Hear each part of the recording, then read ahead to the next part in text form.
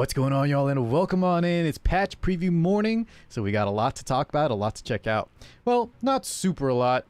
This video is going to be a little bit shorter because New and Mashu didn't really give us too much content. However, it is some exciting content in the form of Moonlight Lilias, Conqueror Lilias. She looks absolutely amazing, but we need to talk about her kit because I feel like a lot of y'all are going to be on the fence for a few different reasons, which we'll cover. And then right after we have time, guys, I want to talk about these three units real fast. Ray, Fairytale Tenebria, and Elena. Fairytale Tenebria has been confirmed coming. Elena will be coming soon, as well as Ray. And I'll give you guys my quick, like super basic, guys, because we don't want to go too long in this video, summon tips, and we'll make a separate one if we need to go more in depth, okay? But without further ado, let's go ahead and start the Conqueror Lilias preview. Let's watch it. To dominate. Or to be dominated. To dominate, guys. There the are Dominator. Dominatrix Lilias. So I did watch this on the live stream, guys, but man, this skill 3 looks so good. I think I say that on almost every hero besides like Closer Charles, but this one especially, it's so clean. They need to make an anime already. By the way, guys, just her aesthetic also looks so good. It's so clean. I love the dark armor, the blonde hair, and then the like that fur cape. It all works. They really knocked it out of the park. And look at that special too, guys. Oh my god, she's so edgy. That pose, look how she's sitting. Looks wise alone, boys, I'm gonna say right now, potentially one of my favorite at least top 3 looking. I've always liked normal Lilias for her background, the story. But yeah, they're talking about how she's very closely, she's the same world as Moonlight Violet, Remnant Violet, and they take over the throne together with endless ambition. Kind of evil a little bit. Alright, hero introduction. Light Warrior Aquarius with team attack imprint and imprint concentration, health percent. Let me turn that volume just a little bit. I don't know how loud the guy's going to be when he's talking. But take note real fast, guys, the speed here, speed 121. Okay, and he's going to mention that she has a higher speed compared to most warriors. And why this is important, let me pull up this quick speed cheat sheet for you guys real fast. So as you can see here, guys, and this is from epic7x.com if y'all want to check it out later. Just type in speed cheat sheet. Just a quick reference, though. You can look here, guys. There's not too many units. These are all known speed contesters. And Silk, who is very fast. She's right below Cerise, guys, who is a super fast opener. She outspeeds a lot of, even like outspeeding Kowerig, Zahak, who are just very fast. So 121 as this type of unit is going to be very nice for players that want to have a unit that can kind of interrupt. You don't necessarily need to make her obscenely fast because we're not trying to like outspeed Assassin Sids or anything like that. But it is a very nice opener, so I'm glad they gave her a really good base speed. That kind of just hints at what we want to do with her kit, okay? So just take note of that. There, he's talking about very high speed among warriors. And then health, improve concentration. Sure. Alright, skill introduction. Skill 3. For honor. Pause real fast. So 6 turn cooldown, 5 after Molas, 100% chance for attack down, and then grants vigor to all allies for 2 turns. So vigor is the same buff that Fire Ken and ML Kawazu get, I believe. Is there anyone else, guys? Let me know. But it increases attack and defense by 30%. Now, the reason this is so good, I believe these are less, yeah, they're definitely less than attack buff and defense buff, but you get both, and the most important part is that it cannot be dispelled. The biggest thing I think this affects, guys, besides obviously all the strip units of the game, Bazaar, Briar Witch, Iceria, you name it, AOL, Angel Light, Angelica, so those cannot be dispelled first off, which is super good, because debuffs are very powerful. But on top of that, units like Rimu, or I guess Rimuru's the only one, the Slime, the main character from Slime, the collab guys, he likes to copy buffs, but he cannot copy vigor.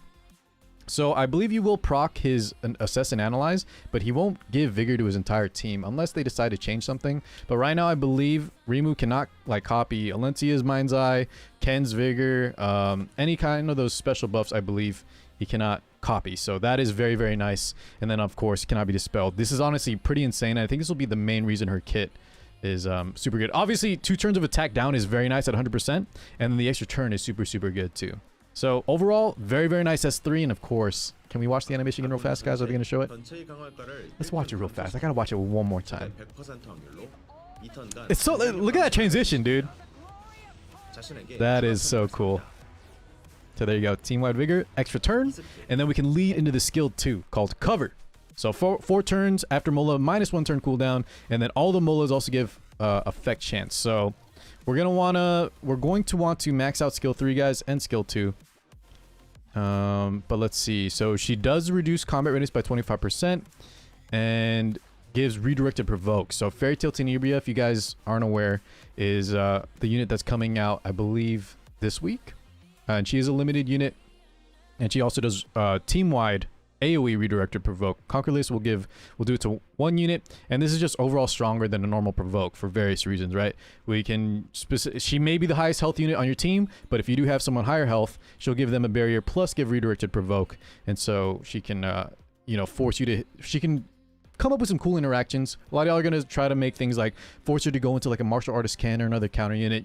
You can do a lot of stuff with it. Just, it's a very powerful because it's a provoke, plus they have to hit a specific unit so you can interact with it a little bit more. On top of that, it grants a barrier to the caster and the ally, except for the caster with the highest max health for 2 turns. Like I said, she gives it to that extra unit. And then barrier strength increases proportional to the ally's max health. So you can soul burn it for 10 souls, guys, for 2 turns. But I think overall that is weaker than her counterpart, Red Lilias.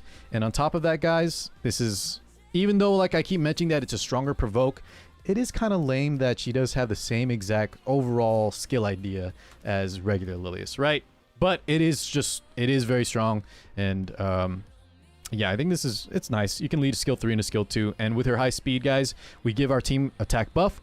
We simultaneously reduce cooldown, or excuse me, buffs of the enemy team by 1 turn, typically immunity. So we can give them 2 turn attack down, take away their immunity or any other turn 1 buffs, 1 turn buffs that they might have. And then we can also lead into cover and stop, either provoke a unit that we don't want hitting one of our squishies, or stopping like a Soul Weaver or something from using their skills. Now remember, guys, it won't work on units like Mediator Kowarik, and I think he's going to be one of her biggest counters. After his buffs, guys, he's insanely powerful, and unfortunately we cannot lock him down. So he'll be able to remove all the debuffs, and he kind of just, I think, will ruin Lilias' day. But he's just a powerful unit that stops most debuffs, so don't worry about that too much. Alright, let's check the skill animation. It's very basic. I'm sure it looks just like regular Lilias.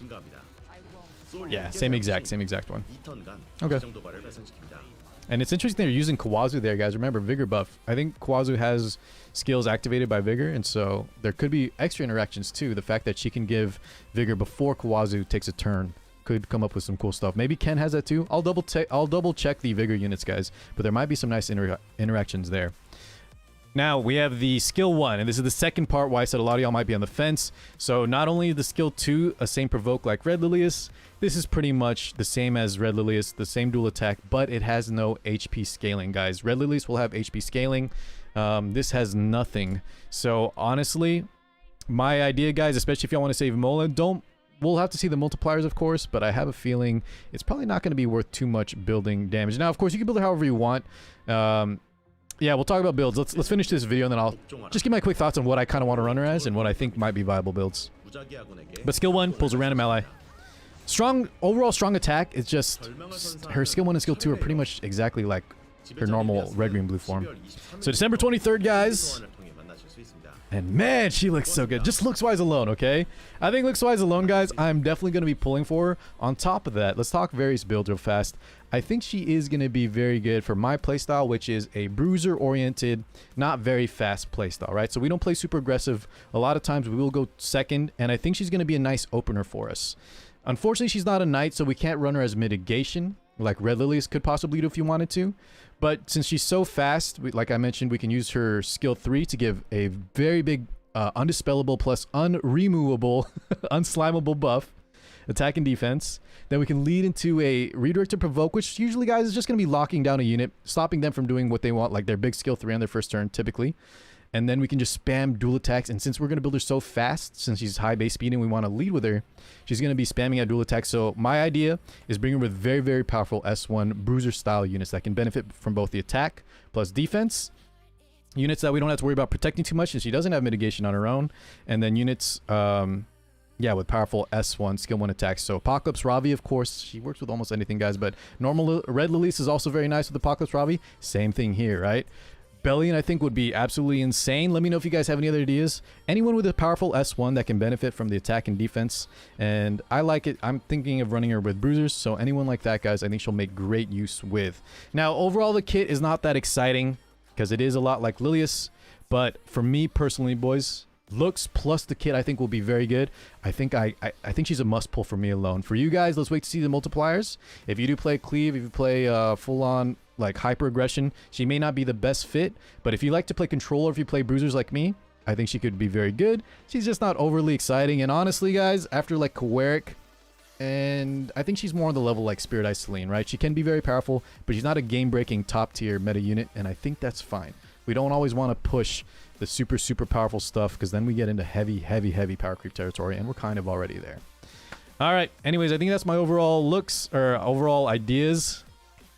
Artifact wise, guys, I think Border Coin, so we can just spam out S1s, maybe just Warhorn.